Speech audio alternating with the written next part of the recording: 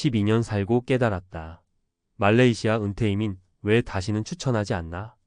은퇴를 앞두고 있거나 이미 퇴직하신 분들이 가장 많이 하는 고민이 바로 이겁니다. 이제 어디서 어떻게 살아야 할까? 한국은 물가도 높고 병원도 복잡하고 세상살이가 빡빡하니까요. 그래서 많은 분들이 해외 은퇴 이민을 진지하게 고민하십니다. 그 중에서도 말레이시아는 한동안 은퇴자들의 천국으로 불렸죠. MMEH 말레이시아 마이 세컨드 홈 비자 혜택, 따뜻한 날씨, 저렴한 물가, 영어 가능 환경. 듣기만 해도 낙원처럼 들리잖아요. 하지만 저는 12년간 말레이시아에서 살아본 사람으로서 은퇴 후 삶의 현실을 깊이 체감한 한 사람으로서 정말 솔직하게 말씀드리고 싶습니다. 말레이시아 은퇴 이민 이제는 함부로 추천 못하겠습니다. 왜냐고요? 겉보기엔 천국 같지만 실제로 살아보면 생각보다 훨씬 복잡하고 불편한 점들이 많기 때문입니다. 그럼 지금부터 제 경험과 함께 은퇴자 입장에서 말레이시아 이민을 신중히 생각해야 할 이유를 말씀드릴게요. 1. 의료 시스템 생각보다 불편합니다. 처음 말레이시아 갔을 때 병원 시스템은 참 친절해 보였어요. 대기 시간도 짧고 시설도 깔끔했죠. 하지만 문제는 심각한 병이 생겼을 때입니다. 고혈압, 당뇨 같은 만성 질환은 그나마 관리가 가능해요. 그런데 암 같은 중증 질환이 생기면 그때부터 고민이 시작됩니다.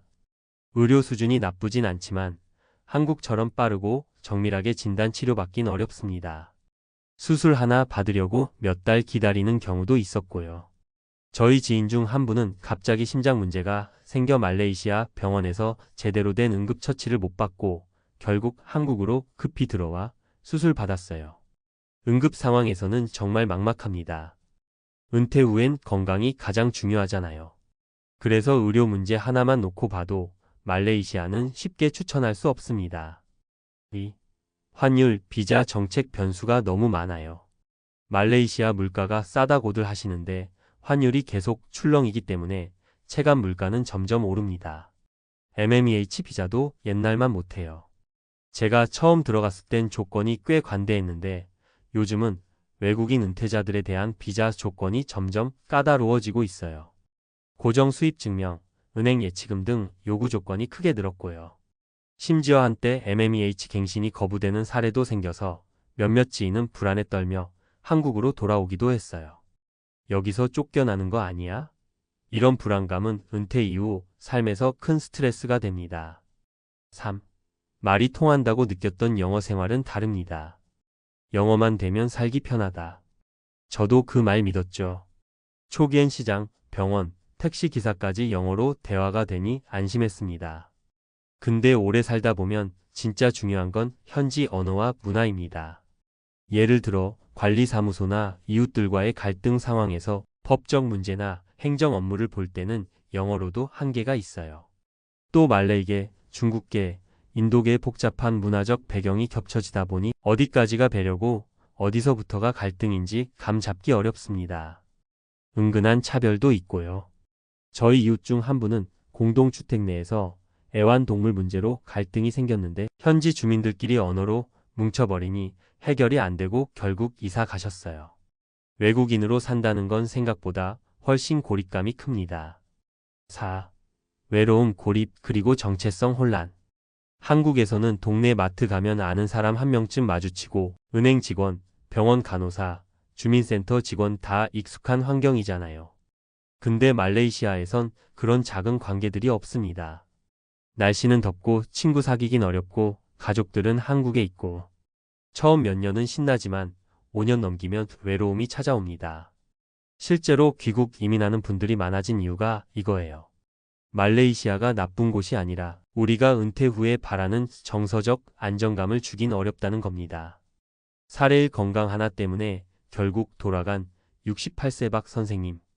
68세의 박 선생님은 말레이시아 조호 바루의 집까지 사며 정착하셨던 분이에요. 하지만 3년 전 심장 관련 질환으로 응급 상황이 생겼고 현지 병원에선 수술 일정이 한 달 뒤로 밀렸습니다. 그 시간 동안 한국에 들어와 진단받고 수술까지 끝낸 거예요. 그때부터 박 선생님은 이렇게 말하셨어요. 아무리 물가 싸고 날씨 좋아도 건강 앞에선 다 소용없다. 지금은 서울 근교로 이사하셔서 재활 치료 중이세요. 사례의 외로움이 병보다 더 무서웠다. 마이너스 62세 최 여사님. 남편과 함께 은퇴 후 페낭으로 간 최 여사님. 처음엔 부부가 여행도 다니고 바닷가 산책도 하며 행복해했어요. 하지만 시간이 갈수록 외로움이 밀려왔죠. 현지 사람들과 친구가 되긴 어렵고 한국 커뮤니티도 점점 흩어지다 보니 하루 종일 말 한마디 안 하는 날도 생겼다고 합니다. 결국 사람이 있어야 사는 거구나라는 걸 깨닫고 작년에 한국으로 다시 귀국하셨어요. 사례삼 비자 하나의 인생이 흔들릴 줄이야. 마이너스 70세 이씨 부부. 10년 넘게 말레이시아에서 잘 살던 이씨 부부는 MMEH 비자 갱신이 거부되며 큰 충격을 받았습니다. 당시 정부 정책이 바뀌면서 이전에 받은 조건으로는 더 이상 갱신이 어렵다는 통보를 받았고 준비도 없이 귀국해야 했죠. 그동안 거기서 집도 사고 적응도 잘했는데 정부 방침 하나에 순식간에 불법 체류자 될 뻔했다니까요. 결론 말레이시아 은퇴 이민 더는 낭만으로 보지 마세요. 말레이시아가 나쁜 곳은 아닙니다. 하지만 은퇴 후 삶은 여행이 아닙니다. 계획, 시스템, 문화, 건강, 사람 모든 게 어우러져야 하죠. 겉으로는 천국처럼 보여도 정작 살아보면 느껴지는 작은 불평과 외로움들이 쌓여 큰 후회로 바뀔 수 있습니다. 따라서 해외 은퇴 이민을 고민하신다면 이런 현실적인 요소들을 꼭 고려하시길 바랍니다. 그리고 꼭 살아본 사람의 이야기를 듣고 결정하세요. 저는 12년 살고 나서야 그걸 알게 됐습니다. 12년의 시행착오, 이제는 말할 수 있습니다. 말레이시아에서 12년간 살면서 가장 많이 들은 말이 뭔지 아세요? 그래도 거기 날씨 좋고 물가 싸니까 살기 좋죠? 정답은 아니요입니다. 좋은 날씨, 싼 물가, 분명 장점은 맞아요. 하지만 그건 여행자로 잠깐 있을 땐 장점이지 매일매일 살아야 하는 생활자에겐 사소한 부분일 뿐이에요. 결국 은퇴 후 삶에서 중요한 건 건강을 어떻게 지킬 수 있느냐, 안정적인 주거와 소득이 있느냐, 정서적으로 외롭지 않게 살아갈 수 있느냐, 이 세 가지입니다. 그 기준으로 말레이시아 이민 생활을 돌이켜보니 셋 다 점점 불안정해졌습니다. 그럼 어떻게 준비해야 할까? 그럼 도대체 어디서 어떻게 은퇴를 준비해야 해요? 이 질문 많이 받습니다. 답은 단순합니다. 해외 이민보다 먼저 내가 있는 곳에서의 은퇴 시뮬레이션을 먼저 해보세요. 다시 말해 해외로 도망치듯 떠나기 전에 다음과 같은 질문을 스스로에게 해보는 겁니다. 매달 고정적으로 나가는 생활비는 얼마나 되지? 지금 사는 곳에서 의료, 교통, 커뮤니티는 괜찮은가? 혹시 낯선 곳에 가는 걸 낭만적으로만 보고 있는 건 아닐까? 이걸 먼저 따져보면 굳이 말레이시아까지 가지 않아도 충분히 건강하고 소박하게 살 수 있는 방법이 보입니다. 추천하는 현실적인 대안 3가지. 국내 지방 소도시 은퇴. 경북 안동, 전북 남원, 강원 정선 같은 곳은 생활비가 낮고 병원 접근성도 괜찮아요. 특히 고향이 있는 분들은 기존 인맥과 정서적 안정을 동시에 챙길 수 있죠. 노후 소득 확보용 가벼운 재취업 준비. 요즘엔 온라인 강의, 유튜브, 블로그, 시니어 바리스타, 마을 해설사 등 몸을 크게 쓰지 않아도 소득을 만들 수 있는 일들이 많아요. 은퇴 후에도 약간의 수입이 있으면 삶의 질이 크게 달라집니다. 도시 속 미니멀 라이프 정착. 소비를 줄이고 작고 효율적인 집에서 사는 연습을 해보세요. 은퇴자에게는 적게 벌고 적게 쓰는 구조가 오히려 마음이 편합니다. 매일 산책하고 가까운 곳에 단골 카페 있고 병원이 잘 연결된 곳. 그게 진짜 은퇴자의 럭셔리예요. 낭만보다 중요한 건 지속 가능성. 12년 말레이시아 생활이 저에게 준 가장 큰 교훈은 이겁니다. 낯선 곳에서의 낭만은 생각보다 빨리 사라진다. 결국 남는 건 혼자라는 감각, 그리고 여기서 평생 살 수 있을까? 라는 불안입니다. 반면 한국에서도 내가 준비만 잘 해놓으면 충분히 따뜻하고 건강하게 행복한 은퇴 생활이 가능하다는 걸 돌아와서야 비로소 느꼈습니다. 마무리하며 어디서 살지는 나답게 살 수 있는가로 결정하세요. 많은 분들이 은퇴 후 삶을 도피하듯 설계하십니다. 여긴 너무 치열해. 외국 가서 쉬고 싶어? 그 마음 100번 공감합니다. 저도 그랬거든요. 하지만 은퇴 이후의 삶은 도피처가 아니라 내가 나답게 살아가는 또 다른 무대여야 합니다. 그 무대는 반드시 외국일 필요는 없습니다. 나를 이해해주는 사람, 불편할 때 도와줄 수 있는 병원과 시스템, 조금은 익숙한 골목, 그리고 아침마다 마주치는 햇살 한 조각이 있는 그곳이면 충분합니다. 말레이시아에서의 12년은 많은 걸 주었고 그만큼 은퇴 이민을 꿈꾸는 분들께 꼭 알려드리고 싶은 현실도 남겨주었습니다. 저처럼 늦게 후회하지 않으시길 바라는 마음으로 이 글을 남깁니다. 당신의 은퇴, 화려하지 않아도 단단하고 따뜻하길 바랍니다. 공무원이라 걱정 없을 줄 알았죠? 60세 퇴직 후 하루 종일 할 일 없어 미칠 지경. 안녕하세요. 혹시 지금도 공무원으로 퇴직하면 다른 사람보다 편안하게 살겠지 하고 생각하시는 분들이 계신가요? 솔직히 예전에는 저도 그렇게 생각했습니다. 매달 꼬박꼬박 들어오는 연금도 있고 어느 정도 안정된 직장에서 수십 년 버텨온 커리어도 있고 그만큼 사회적 인식도 괜찮다 보니 적어도 공무원이라면 퇴직 후에 큰 고민 없이도 잘 살 수 있겠지 하고 말이죠. 그런데 막상 주변 지인들이나 선배들을 보면 생각보다 은퇴 후의 현실이 녹록치가 않더라고요. 공무원이라 해도 퇴직 후에는 하루 종일 뭘 해야 하지? 라는 고민부터 시작해서 예상치 못한 경제적 어려움, 그리고 무엇보다도 심리적인 공허감에 시달리는 경우가 꽤 많습니다. 한 직장에서 정년까지 달려오며 회사 혹은 기관이라는 울타리에 익숙해진 사람이 어느 날 그 울타리를 벗어나면 의외로 어떻게 살아야 할지 막막해지거든요. 그래서 오늘은 이 문제를 조금 더 현실적으로 이야기해 보려고 합니다. 특히 공무원이라서 걱정 없을 줄 알았는데 막상 60세에 퇴직하고 나니까 하루 종일 할 일이 없어서 미칠 지경이라고 털어놓는 분들의 솔직한 이야기를 공유하려 합니다. 여기에는 내 가족, 내 친구, 혹은 언젠가의 미래의 나 자신이 있을 수도 있으니 혹시 지금이라도 조금이라도 준비할 수 있다면 함께 고민해보면 좋겠습니다. 1사례 62세 민원 업무 담당으로 오랜 공직 생활을 끝낸 김 과장님. 김 과장님은 62세가 돼서 정년 퇴직을 하셨습니다. 7급 공무원으로 시작해서 마지막에는 과장 직함으로 은퇴하셨죠. 동료들 사이에서는 만년 해결사로 불릴 정도로 업무 능력도 좋았고 민원인을 대할 때 특유의 친절함으로 동네에서도 꽤나 유명했습니다. 그런데 퇴직하고 나니 하루하루가 너무 길다고 하십니다. 아침 일찍 일어나 공직에서 일할 때처럼 부지런 떨 필요도 없고 민원인을 응대하거나 부서원들과 함께 뭔가를 추진하는 맛도 사라졌죠. 한 달쯤은 드디어 푹 쉴 수 있구나 싶어서 좋았다고 합니다. 하지만 그게 끝이었대요. 곧바로 찾아온 건 강렬한 소속감 상실의 공허함이었습니다. 매일 가야 할 직장이 없으니 오랜 습관처럼 아침에 눈을 떠도 오늘은 뭘 해야 하지? 하고 멍해지는 거죠. 동네 한 바퀴 산책하고 TV나 유튜브 보며 시간 보내다 보면 벌써 저녁. 그나마도 처음에는 해방감이 느껴졌지만 점차 이대로 뭐 하면서 살아야 하나 싶은 자괴감이 들더라는 겁니다. 김 과장님은 연금이 제법 나오니까 당장 생활비 걱정은 그리 크지 않은 편입니다. 그런데도 삶의 목표와 의미를 잃은 상태가 너무 힘들다며 우울감이 심해 병원 상담까지 받게 되었다고 해요. 주변에서는 공무원 연금 있잖아. 뭘 그렇게 걱정해? 라고 하지만 정작 본인은 경제적 문제보다 하고 싶은 일도 할 수 있는 일도 없는 심리적 혼란이 더 고통스러운 거죠. 이 사례, 이 60세 구청 세무 담당 퇴직 후 영락 없는 백수 신세가 된 박 팀장님. 박 팀장님은 60세에 딱 맞춰 구청 세무 담당 자리에서 물러나셨습니다.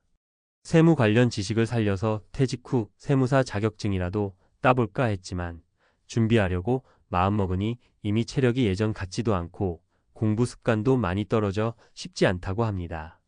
게다가 자격증 준비를 시작해보니 시간이 꽤 걸릴 것 같아 의욕이 뚝 떨어졌고 아예 집에서 쉬며 지내는 쪽으로 마음을 접어버렸다고 해요. 처음엔 이제부터가 진짜 내 인생. 일하며 취미생활도 하고 여행도 다녀보려 했지만 막상 계획을 세우니 돈도 예상보다 꽤 들고 무엇보다 이젠 움직이기가 귀찮다고 하소연합니다. 그러다 보니 하루하루가 그냥 흘러가 버리는 거죠.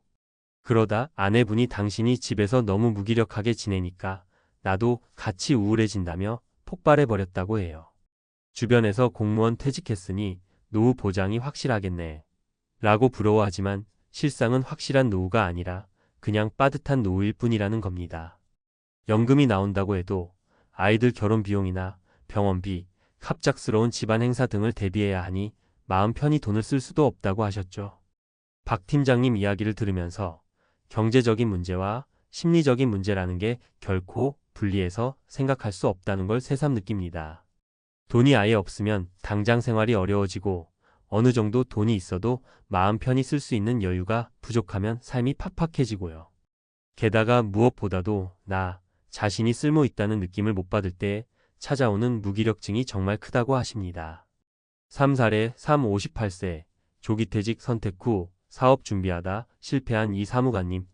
마지막 사례로 이 사무관님은 정년까지 2년 남았지만 건강 문제와 직장 스트레스가 겹쳐 조기퇴직을 결정하셨습니다.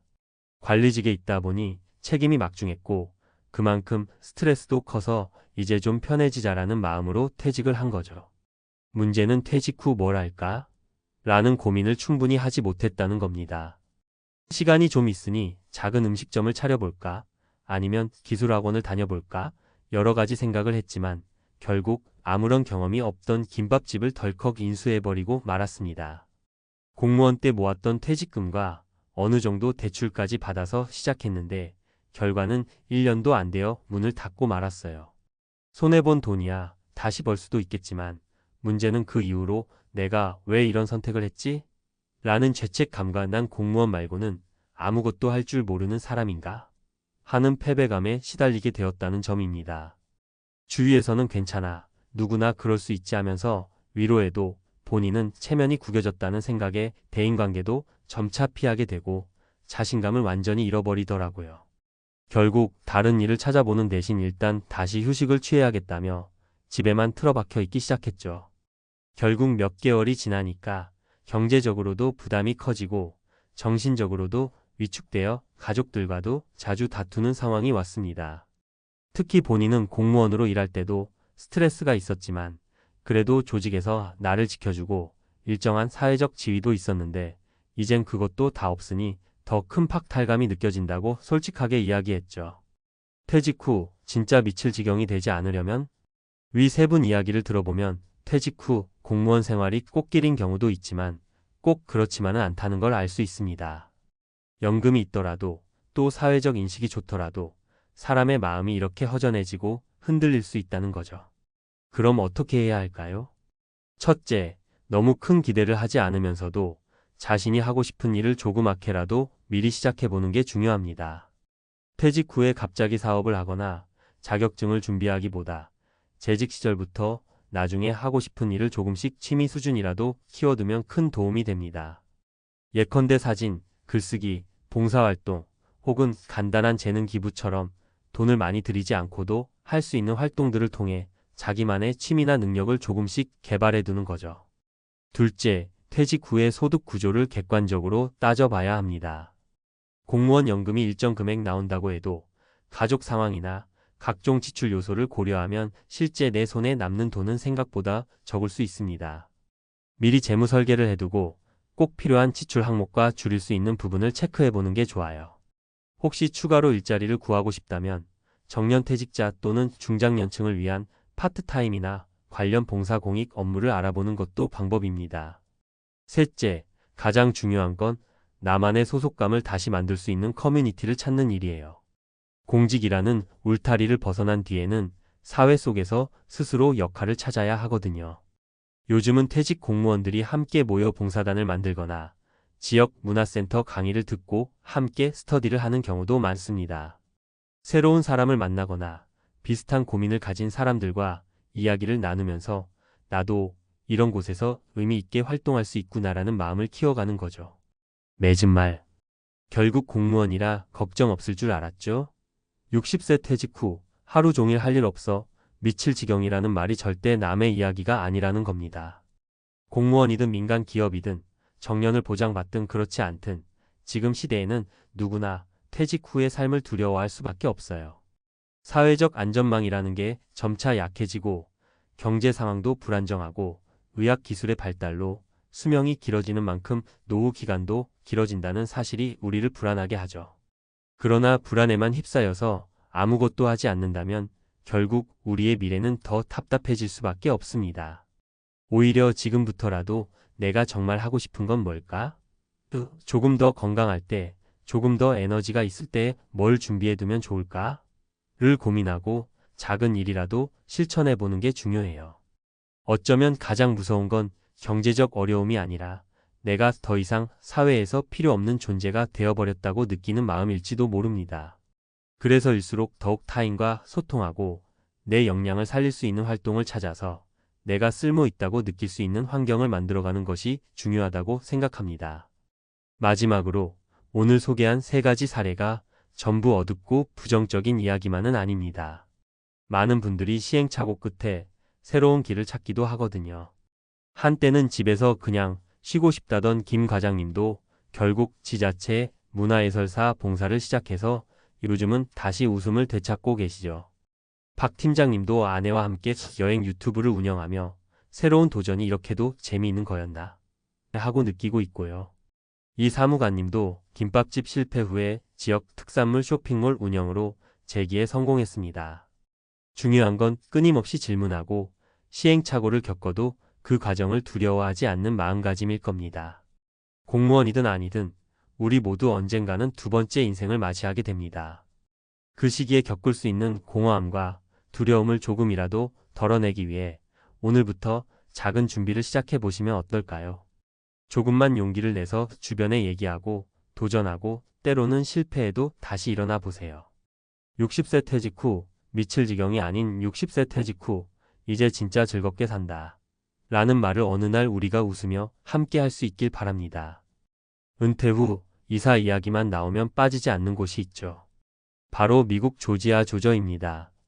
따뜻한 날씨, 비교적 저렴한 생활비, 느긋한 분위기 마치 은퇴자들의 이상향처럼 여겨지는 곳입니다. 실제로 많은 한인 시니어들이 한국보다 낫다, 노후엔 조지아가 정답이다라며 짐을 싸서 떠났습니다. 하지만 기대가 크면 실망도 큰 법. 이사 초기에는 햇살 아래 느긋한 산책도, 마트 물가에 놀라는 순간도 있었지만 시간이 지나며 내가 과연 잘한 선택을 한 걸까? 라는 생각이 고개를 들었습니다.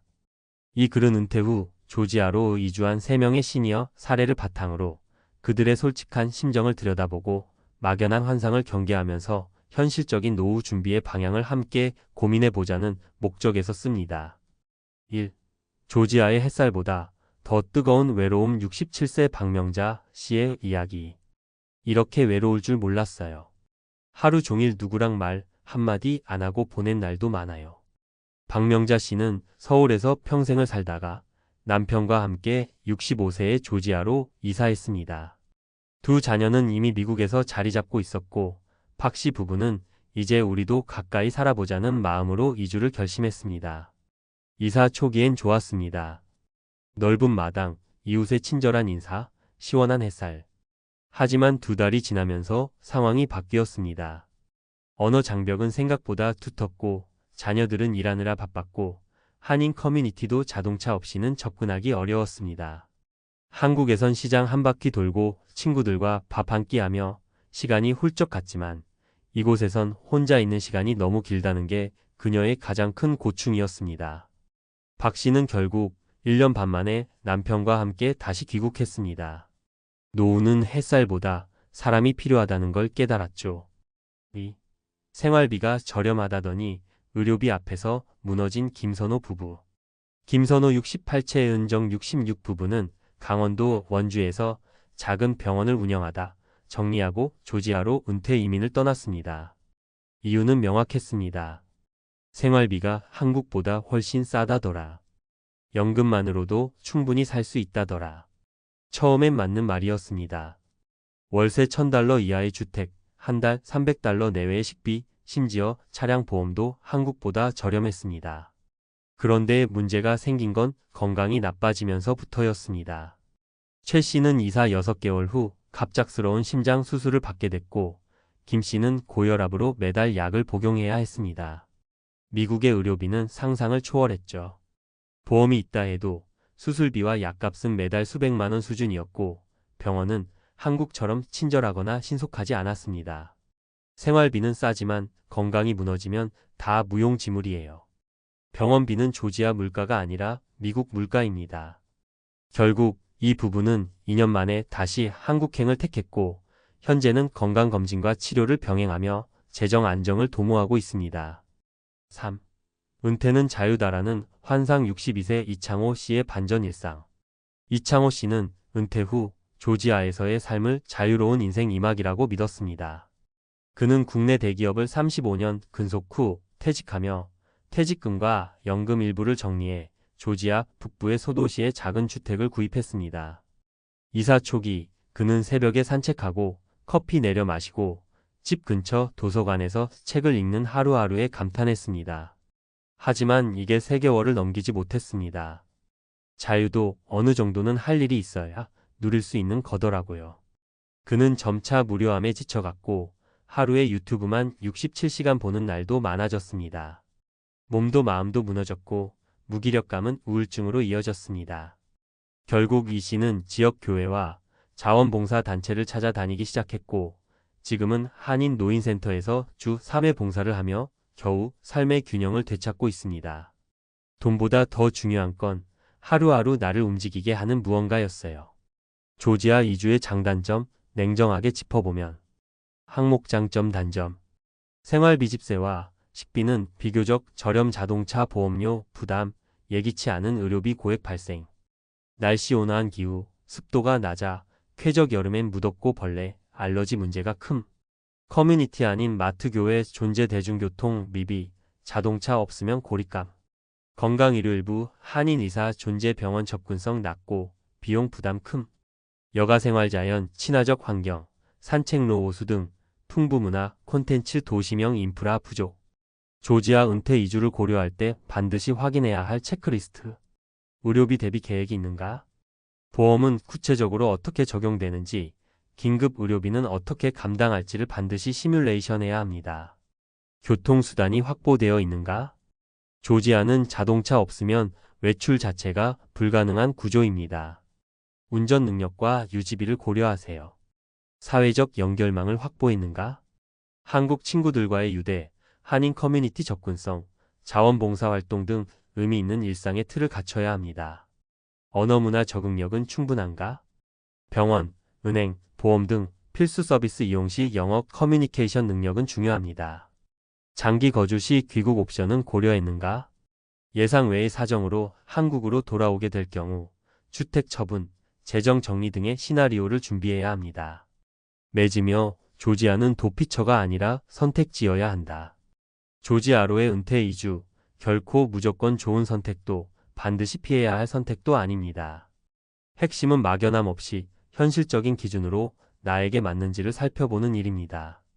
햇살도 중요하지만 사람과 건강, 일상의 목적이 더 중요하다는 걸 많은 분들이 조지아에서 깨닫고 있습니다. 어쩌면 은퇴 후 진짜 필요한 건 새로운 나라가 아니라 새로운 삶의 방식일지도 모릅니다. 당신의 은퇴가 떠나기 위한 준비가 아니라 머무를 수 있는 삶을 만드는 과정이 되길 진심으로 응원합니다.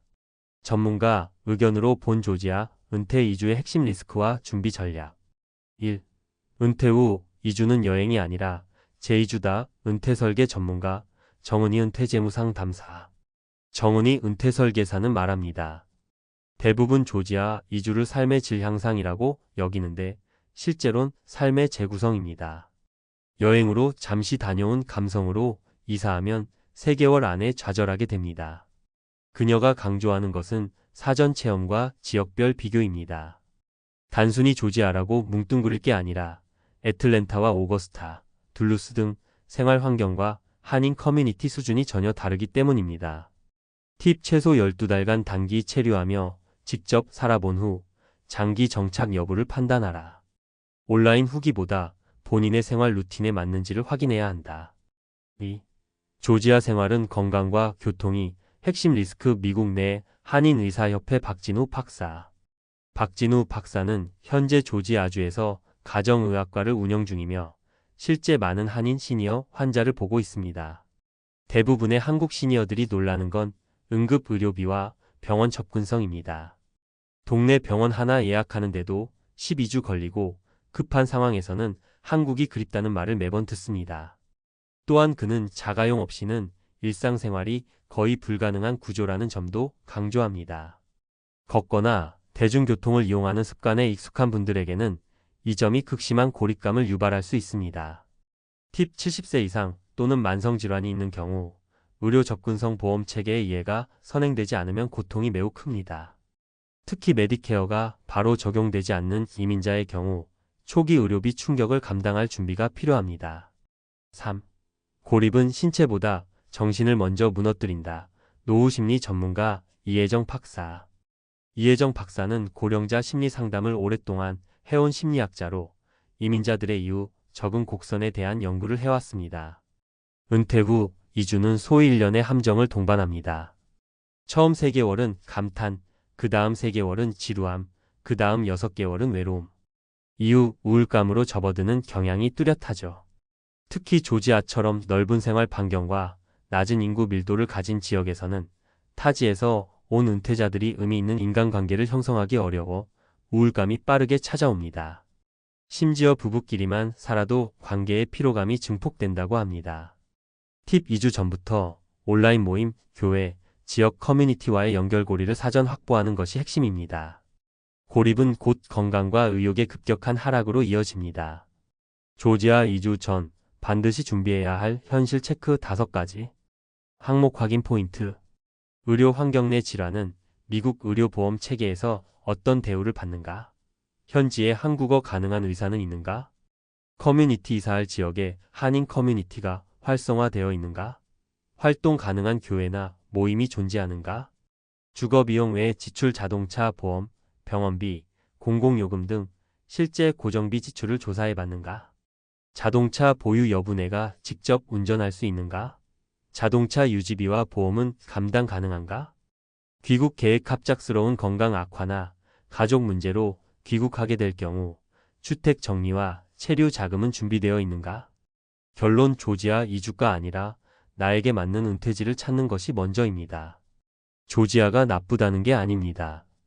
오히려 많은 장점이 있고 어떤 사람에게는 최고의 선택이 될 수 있습니다. 문제는 그것이 모두에게 좋은 정답이 아니라는 것입니다. 다들 좋다더라는 말은 때로 위험합니다. 타인의 은퇴 방식은 참고만 하고 진짜 중요한 건 나의 건강 상태, 경제력, 관계망, 생활 리듬입니다. 누군가는 제주도가, 누군가는 강원도 시골이, 또 누군가는 미국 중서부가 훨씬 더 나은 은퇴지일 수 있습니다. 조지아는 그중 하나일 뿐입니다. 마무리 한 줄 조언 전문가 멘트. 은퇴는 여행이 아니라 매일매일 살아내야 할 현실입니다. 새로운 곳으로 떠날 때는 설렘만큼의 철저한 현실 점검이 따라야 합니다. 정은희 은퇴 설계사. 50대에 접어든 지금 이제 와서 뭘 준비하겠어? 라는 생각이 드는 순간 당신의 노후는 무방비 상태로 던져진 겁니다. 60대 퇴직을 코앞에 둔 선배들이 한결같이 하는 말이 있습니다. 조금만 더 일찍 준비했더라면. 퇴직 후 막막함 속에서 후회하는 것은 더 이상 선택지가 없을 때입니다. 매달 들어오던 월급이 끊기고 아이들은 독립했지만 정작 자신은 준비된 것이 없다는 현실이 주는 무게를 알게 되면 말이죠. 당신은 지금 이 순간 어떤 선택을 하고 있습니까? 50대는 늦었다고 포기할 시점이 아니라 남은 기회에 올인해야 할 시점입니다. 오늘의 작은 준비가 내일의 큰 안정을 만듭니다. 아직 기회는 남아 있습니다. 중요한 건 지금 바로 시작하는 용기입니다. 50대 늦었다고 생각하면 진짜 늦습니다. 지금이라도 시작할 수 있는 노후 준비법. 50대 포기하기엔 너무 이릅니다. 오히려 지금이 마지막 기회일 수 있어요. 많은 사람들이 50대에 들어서면서 이미 늦었다는 생각에 퇴직 후를 체념하곤 합니다. 하지만 노후 준비는 언제 시작하느냐보다 어떻게 시작하느냐가 더 중요합니다. 지금부터라도 올바른 방법으로 준비한다면 노후를 더 안정적이고 행복하게 만들 수 있습니다. 이 글에서는 50대라도 늦지 않게 노후를 준비할 수 있는 실질적인 방법과 성공 사례를 통해 그 가능성을 알려드리겠습니다. 1. 첫 번째 사례, 자산 관리의 재정비로 연금 안정성을 확보한 52세 직장인. 서울에서 중소기업에 다니던 김모 씨 52세는 퇴직금 외에는 별다른 자산이 없었습니다. 그는 이제 와서 뭘 더 할 수 있겠어라는 생각에 빠져 있었습니다. 그런데 퇴직한 선배의 노후의 경제적 불안정을 직접 목격한 후 마음을 바꾸기로 결심했습니다. 김 씨는 먼저 자신의 지출을 철저히 분석했습니다. 매달 쓰던 외식비, 취미비 등을 절반으로 줄이고 부족한 자산을 채우기 위해 IRP 개인형 퇴직연금에 가입했습니다. 특히 중소기업 재직자는 세제 혜택이 크다는 점을 활용해 매달 일정 금액을 적립하기 시작했습니다. 3년이 지나자 그의 IRP 계좌에는 4천만 원이 쌓였고 주식과 채권을 조화롭게 배분한 투자 전략 덕분에 안정적으로 수익을 내고 있었습니다. 그는 이렇게 말합니다. 처음엔 작은 금액으로 시작했지만 꾸준히 하다 보니 자신감이 생겼습니다. 5년 후에는 퇴직금과 합쳐서 1억 원 이상의 연금을 확보할 수 있을 것 같아요. 교훈 늦었다고 생각하지 말고 소액이라도 시작하면 생각보다 큰 변화를 만들 수 있습니다. 두 번째 사례, 은퇴 후에도 꾸준히 돈을 벌며 삶의 활력을 찾은 56세 여성. 정 씨 56세는 대기업에서 정년퇴직을 앞두고 있었습니다. 퇴직 후에는 더 이상 돈을 벌 수 없을 거란 생각에 불안했지만 그녀는 반대로 내가 좋아하는 일로 수익을 낼 방법은 없을까?를 고민했습니다. 그녀는 평소 재밌게 하던 캘리그래피를 활용해 온라인 강의를 열기로 결심했습니다. 처음엔 유튜브와 블로그를 통해 무료로 강의를 제공했지만 점차 수강생이 늘어나면서 유료 콘텐츠를 제작하기 시작했습니다. 1년이 지난 지금 그녀는 매달 약 150만 원의 추가 수익을 얻고 있습니다. 처음엔 노후 준비라고 생각도 못했는데 하고 보니 수익도 생기고 사람들과 교류하며 활력을 얻었어요. 무엇보다 제 스스로가 늙지 않고 있다는 느낌이 듭니다. 교훈, 자신이 좋아하거나 잘하는 것을 활용해 새로운 수익 창출 방식을 찾아보세요. 노후에도 충분히 돈을 벌며 즐길 수 있습니다. 3. 세 번째 사례, 소비 습관을 바꾸어 노후 준비에 성공한 50대 부부. 한 부부는 20년간 자녀 학비와 대출 상환에 허덕이며 큰 자산을 모으지 못했습니다. 그러다 퇴직 후에 빈곤한 삶을 우려해 전문가의 도움을 받기로 했습니다. 상담을 통해 부부는 가장 먼저 생활비에서 낭비되는 항목을 찾았습니다. 그 결과 자동차 유지비와 자주 사용하지 않는 OTT 서비스 등의 비용을 줄이고 해외여행 대신 국내 여행으로 대체했습니다. 또한 월급의 30%를 적립식 펀드에 투자하며 자산을 늘리기 시작했습니다. 이렇게 절약하고 모은 돈으로 5년 만에 퇴직 후 사용할 수 있는 자산 1억 원을 마련했습니다. 처음엔 이게 가능할까 싶었는데 작은 변화가 습관이 되니 안정감이 생기더라고요. 이제는 퇴직 후에도 크게 걱정하지 않게 됐습니다. 교훈, 사소한 소비 습관을 바꾸는 것만으로도 노후 준비의 기반을 마련할 수 있습니다. 노후 준비의 핵심은 지금입니다. 지금까지 사례를 통해 알 수 있듯 노후 준비는 지금 바로 시작해야 합니다. 아래는 실천할 수 있는 간단한 팁들입니다. 작게 시작하라. 한 달에 10만 원이라도 투자하거나 저축하세요. 소액이라도 꾸준히 하면 큰 자산이 됩니다. 나만의 강점을 찾아라. 자신이 잘하는 일을 돈이 되는 방법으로 바꿔보세요. 강의, 컨설팅, 제품 판매 등 다양한 가능성이 열려 있습니다. 소비를 통제하라. 불필요한 지출을 줄이고 그 돈을 자산으로 전환하세요. 50대는 결코 늦지 않았습니다. 지금 바로 시작하면 당신의 노후는 완전히 달라질 수 있습니다. 무엇보다 중요한 건 실천입니다. 행동하지 않으면 아무것도 변하지 않습니다. 늦었다고 생각하는 바로 지금 당신의 두 번째 인생이 시작되는 순간입니다. 전문가 칼럼 50대부터 시작하는 노후 준비, 지금이 마지막 기회입니다. 50대가 되면 누구나 한 번쯤 이렇게 생각합니다. 이제 퇴직까지 얼마 남지 않았는데 노후 준비를 어떻게 하지? 너무 늦은 건 아닐까? 사실 많은 사람들이 비슷한 걱정을 하고 있습니다. 그러나 늦었다고 느끼는 그 순간부터라도 준비를 시작하면 생각보다 훨씬 더 안정적인 노후를 만들 수 있습니다. 오히려 50대는 노후를 제대로 설계할 수 있는 마지막 황금기라 할 수 있습니다. 그럼 전문가로서 50대에게 필요한 구체적인 노후 준비 방법과 현실적인 조언을 드려볼까 합니다. 1. 자산 점검부터 시작하세요. 우선 현재 가진 자산부터 정확히 파악해야 합니다. 돈이 얼마나 있는지, 어떤 곳에 묶여 있는지 모르는 상태에서 준비를 시작한다면 방향을 잃기 쉽습니다. 특히 집, 퇴직금, 연금 등 고정 자산은 정확히 평가해야 합니다. 예를 들어 집이 있지만 큰 대출이 있다면 집 자체가 자산이 아니라 부채일 수 있습니다. 실제 사례를 들어볼까요?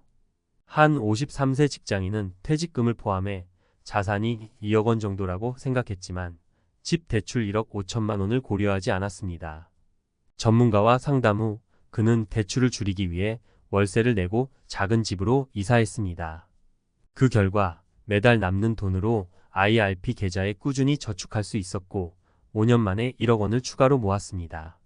조언: 지금 가진 자산과 부채를 객관적으로 평가하고 필요한 경우 전문가의 도움을 받아 재정 상태를 재정비하세요. 2. 노후의 고정 비용을 최소화하세요. 퇴직 후 가장 큰 부담은 고정 비용입니다. 매달 빠져나가는 돈을 줄이면 노후의 경제적 안정감이 크게 달라집니다. 특히 차 유지비, 과도한 보험료, 지나친 취미비 등은 조정 대상입니다. 한 부부의 사례를 말씀드리죠. 58세인 이 부부는 자녀들이 독립한 뒤에도 여전히 대형 SUV와 해외여행을 유지하며 고액 생활비를 쓰고 있었습니다.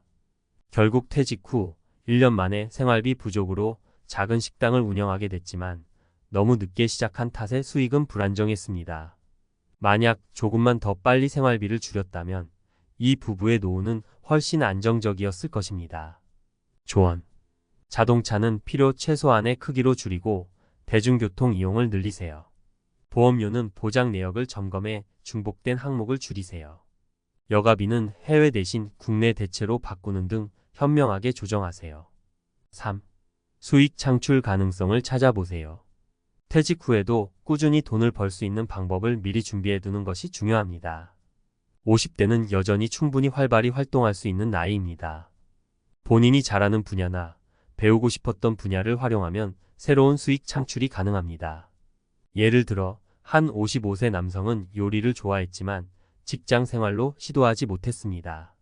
퇴직 후 그는 간단한 도시락 배달 서비스를 시작했고 소셜미디어를 활용해 고객을 늘려나갔습니다. 매달 200만 원 정도의 수익을 얻으면서 건강도 유지하고 삶의 보람도 느끼고 있다고 합니다. 퇴직 후에도 내가 뭔가 할 수 있다는 사실이 정말 큰 힘이 됐어요. 라고 그는 말합니다. 조언: 기존 직업에서 쌓은 경험을 바탕으로 강의, 컨설팅, 프리랜서 일을 시작하세요. 배워보고 싶었던 취미를 수익으로 연결할 방법을 찾아보세요. 작은 것부터 시작하더라도 꾸준히 하면 좋은 결과를 얻을 수 있습니다. 4. 연금은 반드시 플랜 B로 생각하세요. 많은 분들이 국민연금이 있으니 괜찮겠지라는 생각을 하지만 연금만으로 노후를 온전히 책임질 수는 없습니다. 연금은 최소한의 생활비를 보장할 뿐이며 나머지는 스스로 해결해야 합니다. 국민연금이나 퇴직연금을 정확히 점검하고 부족한 부분은 개인연금이나 다른 자산으로 보완하세요. 예를 들어 IRP나 연금저축계좌에 추가로 돈을 넣는 것도 좋은 방법입니다. 특히 IRP는 세액공제 혜택이 크기 때문에 50대에 시작해도 큰 도움을 받을 수 있습니다. 조언: 국민연금 예상 수령액을 확인하고 부족한 금액을 보충할 계획을 세우세요. IRP와 연금저축계좌를 활용해 세제 혜택을 받으면서 자산을 늘리세요. 5. 건강을 관리하세요. 노후의 가장 중요한 자산. 마지막으로 건강이야말로 노후의 가장 큰 자산입니다. 아무리 돈이 많아도 건강이 없다면 노후는 고통스러울 뿐입니다. 특히 50대 이후엔 근력 운동과 균형 잡힌 식사가 필수입니다. 너무 바쁜 일상 속에서 건강을 소홀히 했다면 지금이라도 매일 30분의 운동 시간을 만들어 보세요. 사례 하나 더 말씀드릴게요. 56세에 퇴직한 A씨는 평생 직장 생활로 건강을 관리하지 못했습니다. 퇴직 후엔 병원비로 한 달에 50만 원 넘게 쓰게 되면서 노후 자금이 점점 고갈됐습니다. 만약 조금 더 건강을 미리 챙겼다면 경제적 부담도 줄고 삶의 질도 더 높아졌을 겁니다. 조언. 매일 30분씩 빠르게 걷기, 근력 운동으로 건강을 챙기세요. 지나친 음주와 고지 방식을 피하고 균형 잡힌 식단을 유지하세요. 정기 건강검진을 통해 자신의 몸 상태를 꾸준히 체크하세요. 마무리하며 지금 당장 작은 변화를 시작하세요. 50대의 노후 준비를 시작하는 건 결코 늦지 않았습니다. 중요한 건 지금 당장 행동으로 옮기는 것입니다. 작은 변화가 큰 결과를 만들고 포기하지 않는 꾸준함이 당신의 노후를 바꿉니다. 오늘 할 수 있는 한 가지를 시작해 보세요. 퇴직 후에 안정적인 노후를 보낼 수 있도록 지금 이 순간이 가장 중요한 기회입니다. 늦었다고 생각할 시간에 첫 발을 내디드세요. 당신의 60대 그리고 그 이후는 충분히 달라질 수 있습니다. 지금이 바로 그 시작점입니다.